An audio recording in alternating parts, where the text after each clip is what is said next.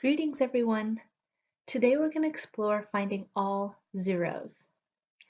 Now this is different than what we did yesterday. Yesterday we found all real solutions. So you were given a hint, you divided, and then factored. Then in the last video you weren't given a hint. So you had to use P over Q to find possible solutions, see which ones gave you 0, divide, and then simplify using factoring. Today, we're going to use some of those steps, but what if we still get stuck? That's what we're going to explore. First, you want to get a hint to get started. So I'm not going to give you the hint. We have to find the hint. Second, you're going to set up division and find the quotient. So once you have found your own hint, you're going to divide it into the polynomial, simplify it down so that it's something that looks factorable. Try to factor that quotient if possible. Now, all the problems we've worked on have been able to be factored, but now that's not always going to be the case. Once you can simplify and solve, you want to find and list all the solutions.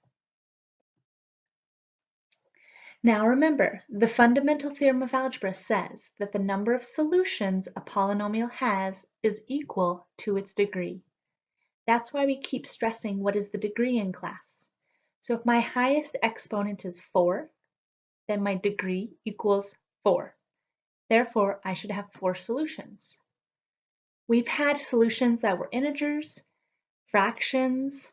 Now we're going to end up with possibly square roots and maybe double counted solutions and imaginary. Let's take a look at this first example. The first thing you want to do on every problem is still continue to write it in standard form and check to see if there's a GCF. In this case, it's in standard form and there is no GCF. Next, I notice that there are 4 terms. This implies that I might be able to factor by grouping. If you can, try that first. So let's take a look. If I group my first 2 terms and my last 2 terms, I have a GCF of x squared,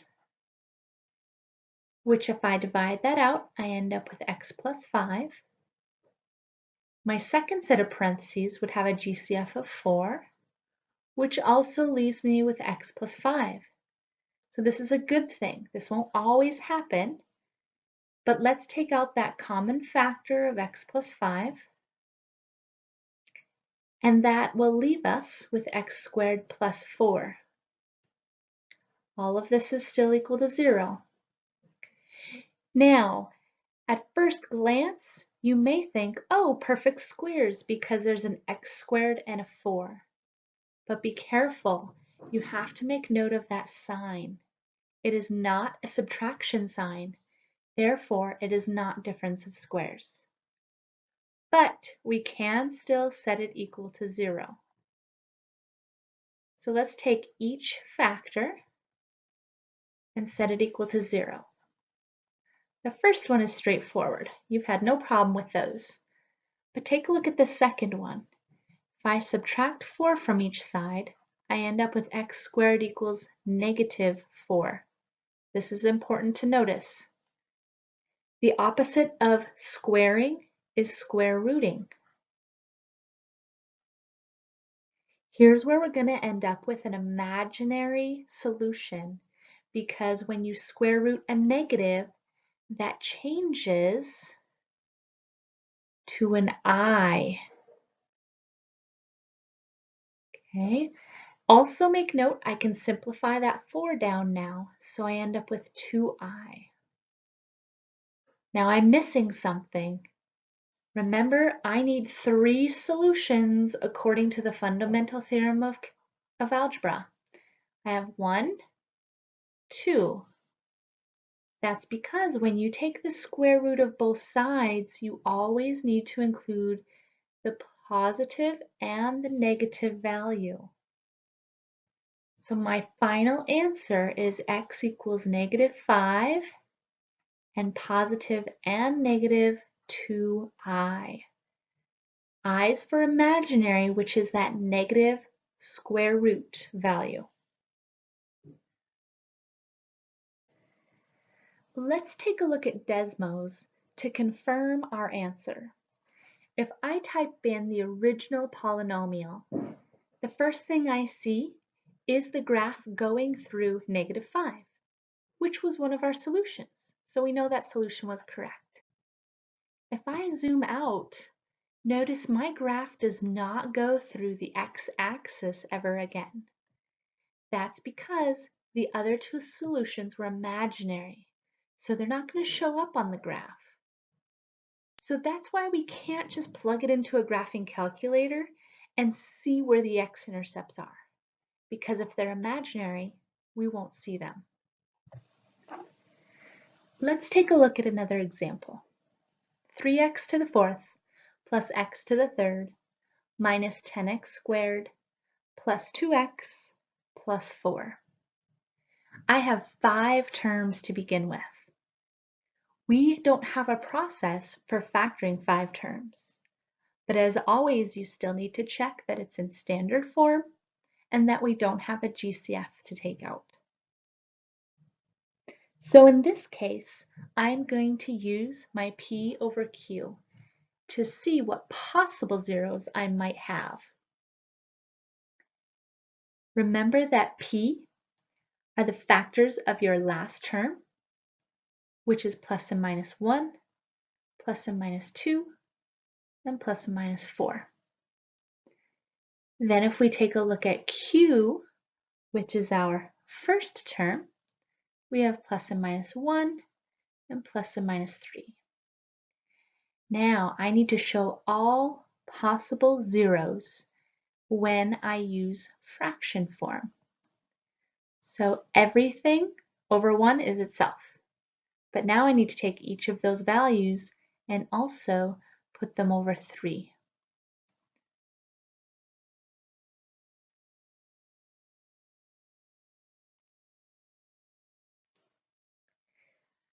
According to the fundamental theorem of algebra, I'm going to keep track. I should end up with 4 solutions in the end. So just keep that in the back of your mind.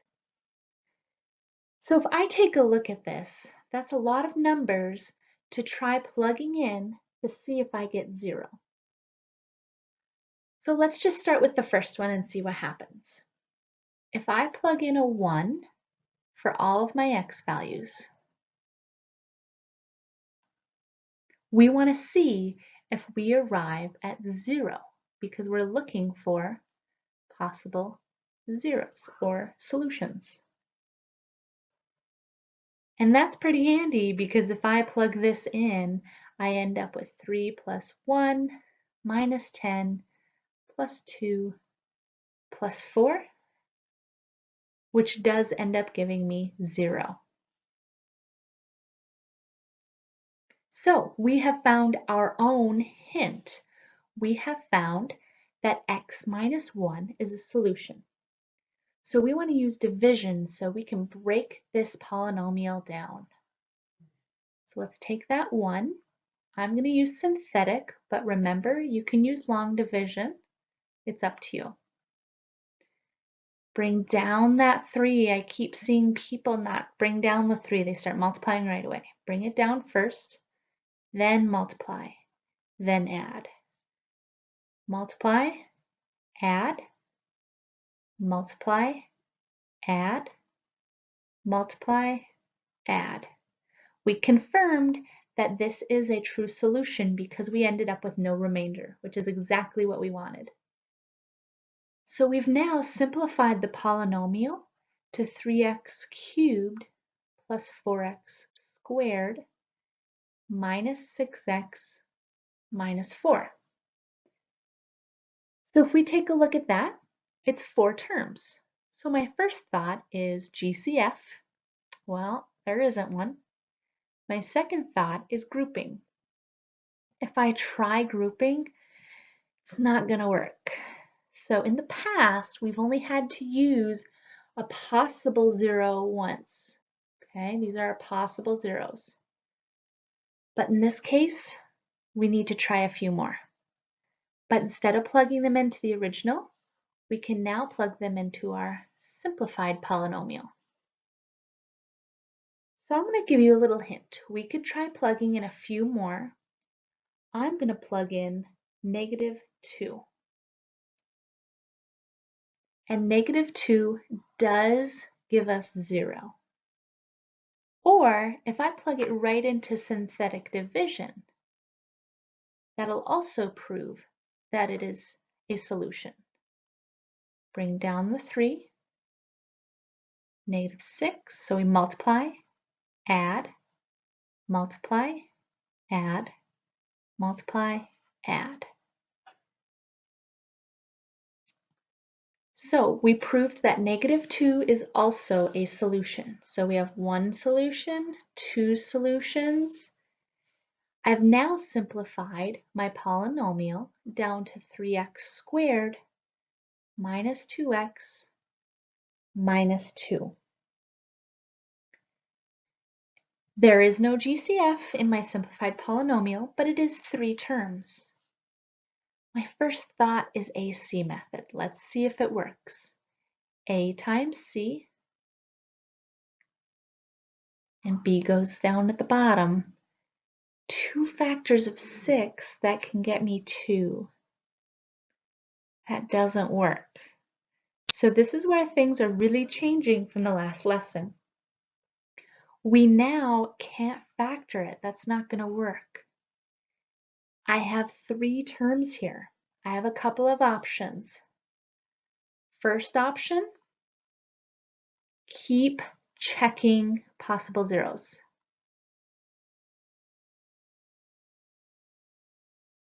Okay, this could go on and on though because we have a lot of possible zeros and it might not always work out. Second option, because it is a quadratic, it's a squared polynomial, we can use, which formula do you think of? We can use the quadratic formula. If it's a quadratic, we can use the quadratic formula. So that's what we're going to have to try next.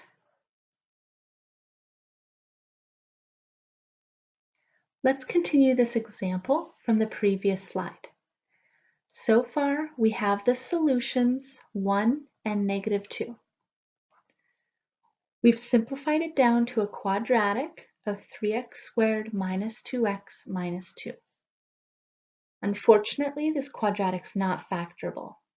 And if I try my other possible solutions from my PQ process, they actually don't work either. So my only option, once I get it down to this quadratic, since both of those other options are out, is to use the quadratic formula. Let's review quadratic formula.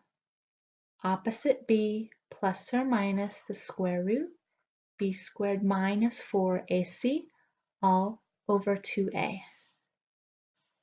Let's plug in our values. Opposite b, so it'll be a positive 2, b squared minus 4 times a times c all over 2a. If we simplify what's under the radical, be careful with your signs. You're going to end up with 28. Okay, make sure that works out. If you plug it in your calculator, are you using parentheses? Are you using those negatives correctly?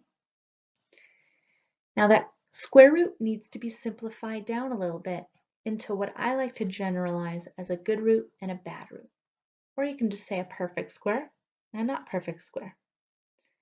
The small or the largest perfect square that will divide it in is 4, because 4 times 7 will get me to that 28. This simplifies down to 2 square roots of 7. Now, because I have 3 integers, I can divide a 2 out of all of those, which leaves me with 1 plus or minus 1 square root of 7 over 3. This provides me with 2 more solutions.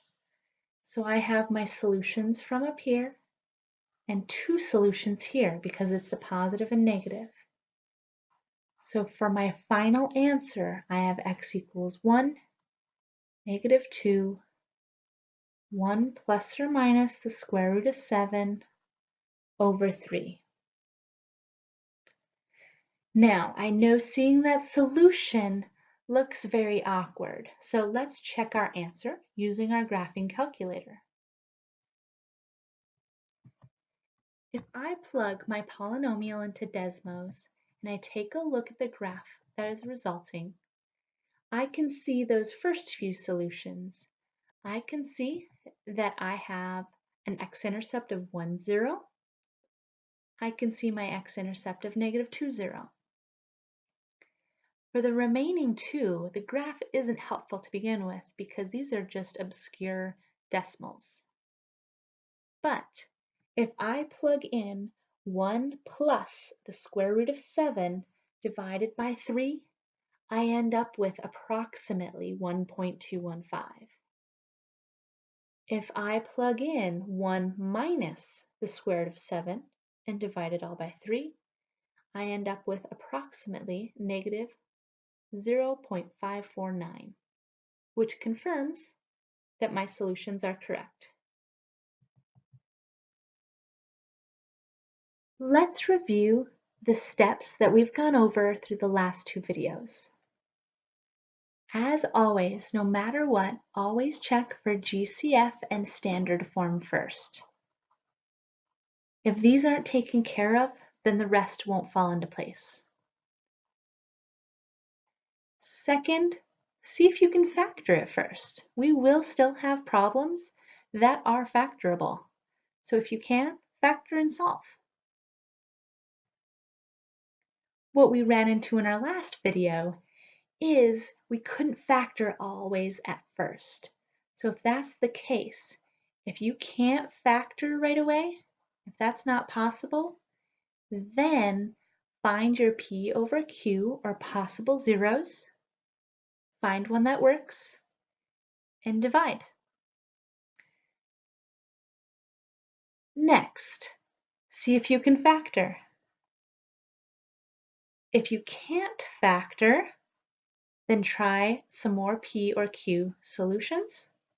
If you find one that works, then divide to simplify that polynomial down.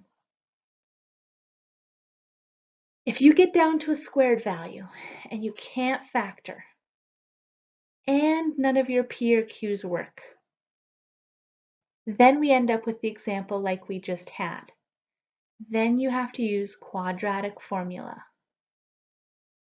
Okay, remember that the quadratic formula is only good with a quadratic, which means it has to have a degree of 2. You can always use that quadratic formula if the degree is 2. So again, try those steps in order. If you get stuck, make sure you check out Saber Time or try to visit with me before or after class. See you soon.